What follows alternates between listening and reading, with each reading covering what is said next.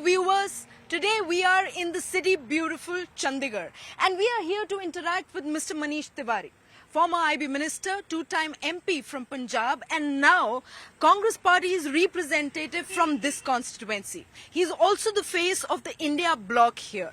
Now we are following him on his campaign trail to understand his vision and plans for Chandigarh. Let's go.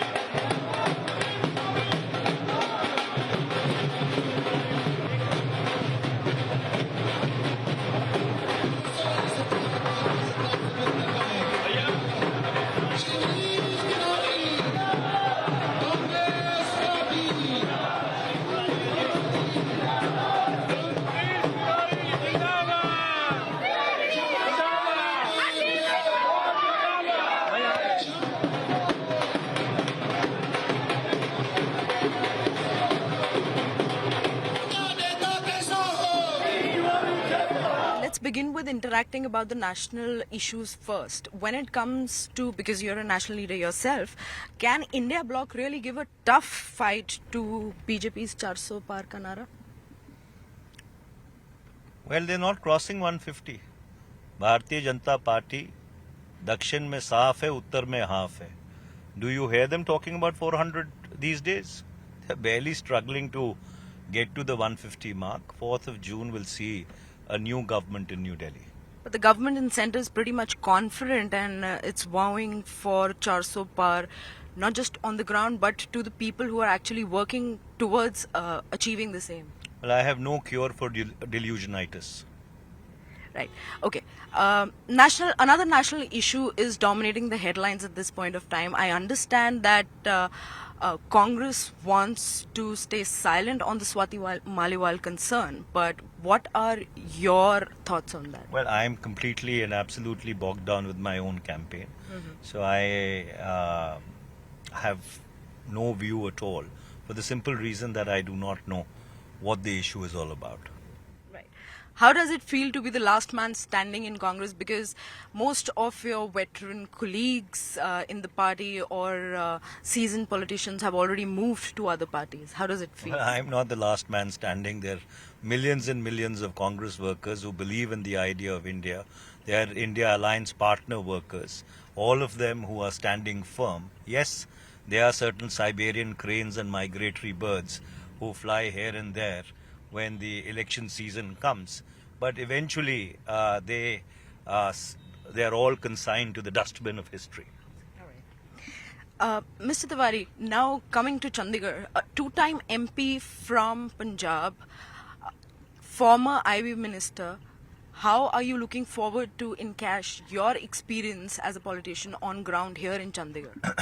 Well, I was born in Chandigarh. I went to school, college, university in Chandigarh.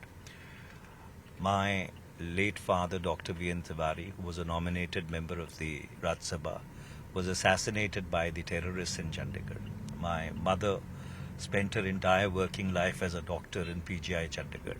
We have deep roots in the city, and therefore under those circumstances, I bring to the table experience, a parliamentary track record, a ministerial stint. And the BJP has done nothing in Chandigarh in the past 10 years. Nothing. They can't even name one single thing which they have done for the city. So the city is beset with problems, and I do hope that the people of Chandigarh will bless me on the 1st of June 2024 so that we can start resolving their issues which have been outstanding for the past 10 years. Well, on the contrary, your rival candidate from BJP has suggested that, one, you are an outsider. Second, he's questioned the fact that time and again there has been change of constituency in the past. Would you like to shed some light? Well, I think that's a question which he should have directed at his late father. Right? So therefore, if he's so concerned, about my change of constituencies. My Chandigarh is my home. The party sent me to Ludhiana and Shri Anandpur Sahib. I won outside my home. So therefore, if he's so concerned about it, then he should have contested from Amritsar where he was born. Okay. You're calling Chandigarh your home. 3 major issues that you're targeting this time. Once if you are elected, you will definitely focus for people and give a resolution on ground. The 3 big issues that we are targeting is 20,000 litres of free water to the people of Chandigarh, 300 units of free electricity to those families who have an income of up to rupees 20,000, and number 3, we hope to ensure that all outstanding issues with regard to different categories of housing, whether it is in the city, it is in the colonies, or in the villages, we are able to resolve all 3 of them. All right.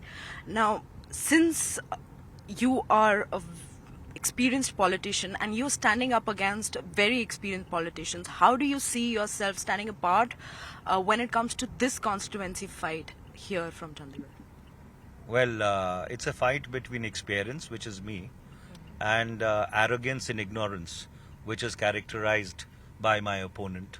The fact that someone could defend the despicable conduct of somebody called Anil Masi, who rigged the mayor elections and the Supreme Court had to come down heavily and restore democracy, speaks about the fundamentally authoritarian fascist streak which runs through the personality of my opponent. Right. So this is a fight to save democracy. This is a fight to save the Constitution of India. This is a fight to save the idea of India on which this republic rests. Right. Now, let's come down to Chandigarh when it comes to the problems on ground.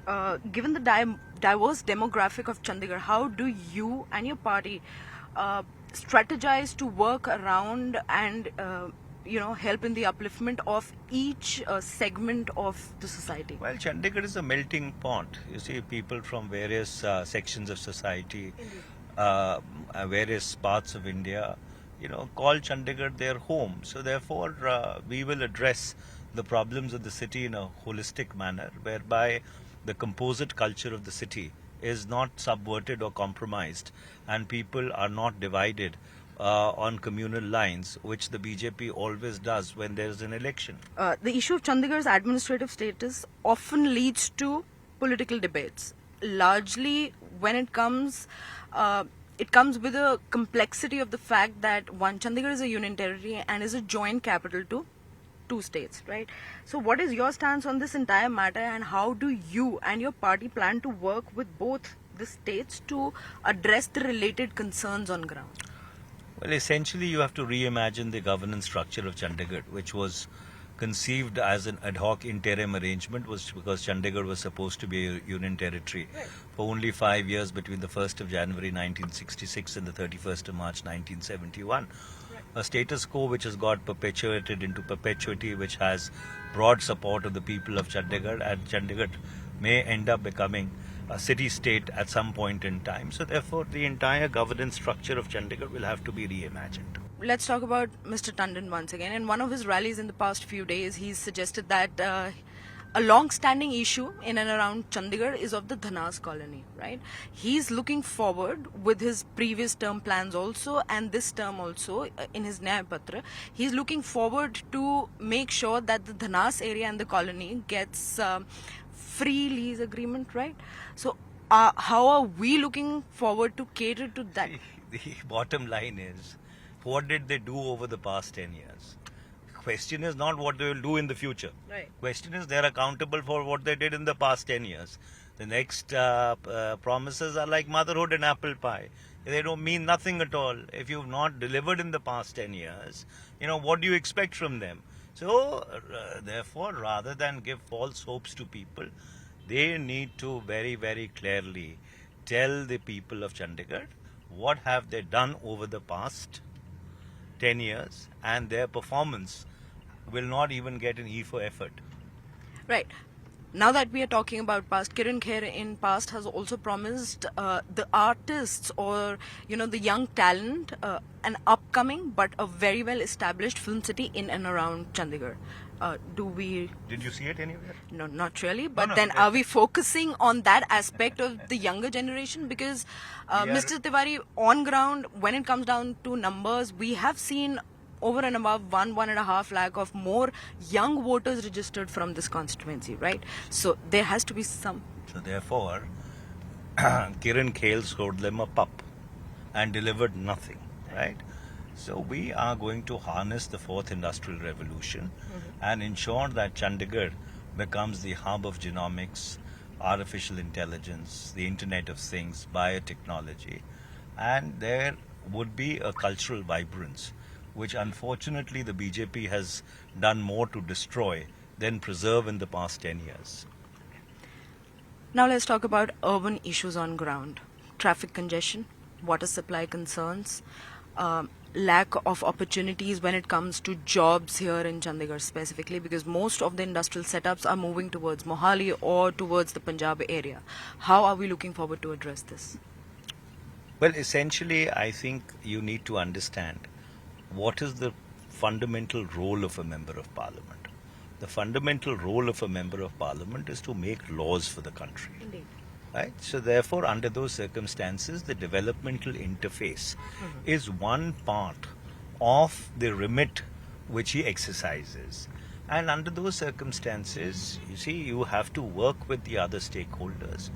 And we will try and work with the other stakeholders to see that the civic issues, which primarily fall to the remit of the Municipal Corporation of Chandigarh, or they fall to the remit of the police if it comes to the traffic, we'll try and see that it gets resolved. Okay.